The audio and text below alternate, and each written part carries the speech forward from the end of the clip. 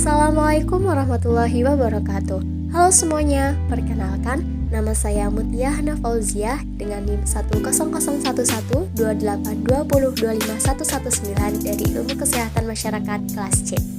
Pada kesempatan kali ini saya akan sedikit menjelaskan terkait penyakit polio. Sebelumnya ada yang udah tahu belum sih bagaimana cara mencegah ataupun gejala bahkan definisi polio itu sendiri? Nah, daripada penasaran, langsung aja yuk disimak videonya. Check it out! Poliomyelitis atau yang lebih dikenal sebagai penyakit polio merupakan salah satu penyakit menular yang berisiko tinggi menyerang anak di bawah umur 5 tahun, namun juga berkesempatan menularkan penyakitnya ke orang dewasa.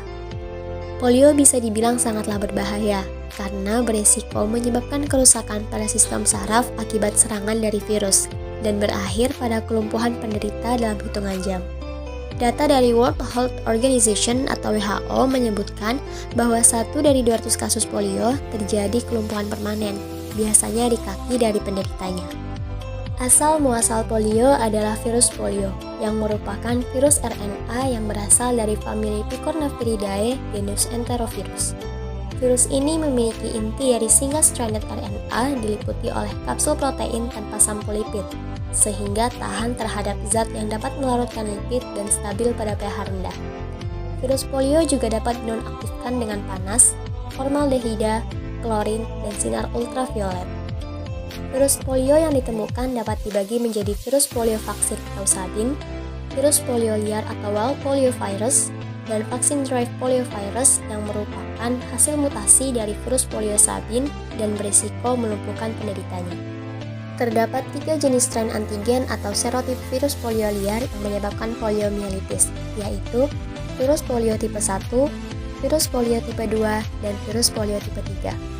Pada virus polio tipe 1 merupakan penyebab dari 85% kasus polio paralitik. Memiliki sifat imunitas heterotipik minimal, yaitu imunitas terhadap satu tipe, tidak melindungi tubuh terhadap infeksi tipe lainnya. Namun, imunitas yang timbul dari tiap tipe adalah untuk jangka panjang atau seumur hidup. Dan virus polio tipe 2 pada bulan September 2015 secara resmi dideklarasikan dan disertifikasi sebagai tipe yang telah dieradikasi secara global. Sedangkan pada virus polio tipe 3 juga tidak terdeteksi sejak November 2012. Karenanya diperkirakan hanya tipe 1 WPV yang masih bersirkulasi saat ini. Polio menyebar melalui kontak orang ke orang. Ketika seorang anak terinfeksi virus polio liar, virus masuk ke dalam tubuh melalui mulut dan berkembang biak di usus. Kemudian dibuang ke lingkungan melalui feses yang dapat menyebar dengan cepat, terutama dalam situasi kebersihan dan sanitasi yang buruk. Virus tidak akan rentan menginfeksi dan mati bila seorang anak mendapatkan imunisasi lengkap terhadap polio. Polio juga dapat menyebar ketika makanan atau minuman terkontaminasi oleh feses yang dibawa oleh lalat, dan dapat secara pasif memindahkan virus polio dari feses ke makanan. Kebanyakan orang yang terinfeksi virus polio tidak memiliki tanda-tanda penyakit dan tidak pernah sadar bahwa mereka telah terinfeksi. Orang-orang tanpa gejala ini membawa virus dalam usus mereka dan dapat diam-diam menyebarkan infeksi ke ribuan orang lain. Untuk perkembangannya, virus polio liar telah berkurang sebanyak lebih dari 99% sejak tahun 1988, dengan estimasi yang pada awalnya sebanyak 350.000 kasus dari 125 negara endemis atau lebih menjadi 175 kasus yang terlapor pada tahun 2019. Virus polio liar tipe 2 telah diberantas pada tahun 1999, dan virus polio liar tipe 3 tidak ditemukan sejak kasus terakhir yang dilaporkan berada di Nigeria pada November 2014. Hal ini menjadikan kedua tipe virus polio tersebut disertifikasi sebagai virus yang telah diberantas secara global.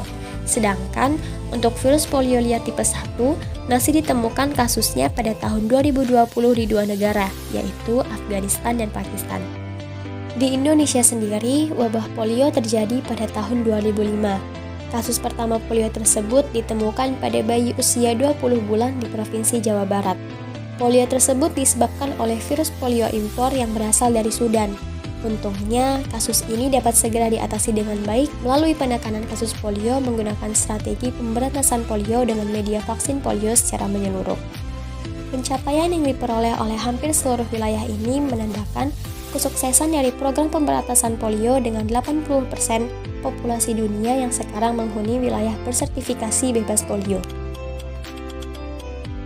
Data dari WHO menyebutkan hingga 90% orang yang terinfeksi polio tidak mengalami gejala atau gejala ringan, dan penyakit ini biasanya tidak dikenali. Namun, gejala awal seperti demam, kelelahan, sakit kepala, muntah, kekakuan di leher, dan nyeri pada anggota badan yang biasanya berlangsung selama 2-10 hari dan sebagian besar pemulihan selesai di semua kasus.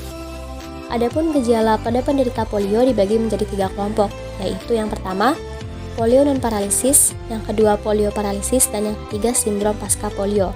Pada penderita polio non-paralisis mengalami gejala lemah otot, muntah, demam, meningitis, letih, sakit tenggorokan, sakit kepala serta kaki, tangan, leher, dan punggung terasa kaku dan sakit. Dan pada penderita polio paralisis mengalami gejala sakit kepala, demam, kaki dan lengan terasa lemah dan kehilangan refleks tubuh. Sedangkan pada sindrom pasca polio menyebabkan sulit bernapas atau menelan, sulit berkonsentrasi, lemah otot, depresi, gangguan tidur dengan kesulitan bernapas, mudah lelah, dan massa otot tubuh menurun. Untuk mencegah polio dapat dilakukan melalui beberapa cara berikut. Yang pertama, imunisasi. Imunisasi polio biasanya dilakukan saat bayi atau anak-anak. Vaksin ini ada 2 jenis, yaitu vaksin Salk atau vaksin virus polio yang tidak aktif dan vaksin Sabin atau vaksin virus polio yang aktif. Cara kedua yaitu kebersihan makanan dan minuman. Bila memasak air harus mendidih dengan sempurna. Hal ini penting karena suhu tinggi bisa mematikan virus polio, begitupun sebaliknya. Cara ketiga yaitu biasakan menjalani pola hidup yang sehat. Cara keempat yaitu terapkan sanitasi yang baik dan bersih. Dan cara yang terakhir yaitu tercukupinya kebutuhan nutrisi untuk imun. Daya tahan tubuh yang baik adalah kunci untuk memerangi virus dari dalam tubuh. Riwayat alamiah penyakit polio dibagi masa inkubasi dan periode klinis, serta masa laten dan periode infeksi. Pada masa inkubasi polio biasanya 7-14 hari dengan rentang 3-35 hari. Manusia merupakan satu-satunya reservoir dan sumber penularan. Virus ditularkan antar manusia melalui rute orofekal. Penularan melalui sekret faring dapat terjadi bila keadaan higien sanitasinya baik, sehingga tidak memungkinkan terjadinya penularan orofekal. Setelah terpajan dari penderita, virus polio dapat ditemukan pada sekret tenggorokan 36 jam kemudian, dan masih bisa ditemukan sampai 1 minggu. Serta pada tinja dalam waktu 72 jam sampai 3-6 minggu. Gejala awal biasanya terjadi selama 1-4 hari, yang kemudian menghilang. Gejala klinis yang mengarahkan pada kecurigaan serangan virus polio adalah adanya demam dan kelumpuhan akut. Biasanya terdapat kekakuan pada leher dan punggung setelah 24 jam. Kelumpuhan sifatnya mendadak dan layu, biasanya menyerang satu tungkai, lemah sampai tidak ada gerakan.